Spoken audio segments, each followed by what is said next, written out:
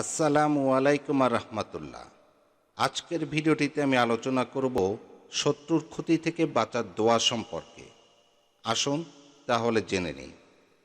নবীজি সাল্লাল্লাহু আলাইহি ওয়াসাল্লাম সবসময় আল্লাহর কাছে সাহায্য চাইতেন, চাইতো কোনো বিপদে হোক কিংবা শত্রুর মোকাবেলায় হোক।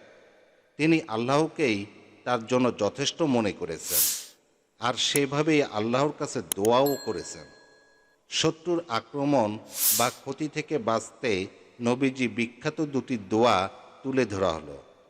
হজরত আবু মুসা আশআরী রাদিয়াল্লাহু আনহু বলেন, রাসূলুল্লাহ সাল্লাল্লাহু আলাইহি ওয়াসাল্লাম কোনো দল সম্পর্কে ভয় করতেন, তখন এই দোয়াটি পড়তেন। আমি ভিডিও স্ক্রিনে দোয়াটি দিয়ে দিয়েছি। এই দোয়াটির অর্থ হলো, হে আল্লাহ, আমরা তোমাকে শত্রুর মোকাবেলায় পেশ করছি, তুমি তাদের দমন করো, আর তাদের অনিষ্ট থেকে তোমার কাছে আশ্রয় চাই। সূত্র আবু দাউদ ও মিশকাত।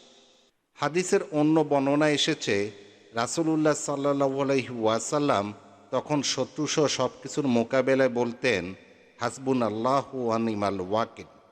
এই দোয়াটির অর্থ হলো, আমাদের জন্য আল্লাহই যথেষ্ট, আর তিনি কতই না উত্তম কর্মবিধায়ক।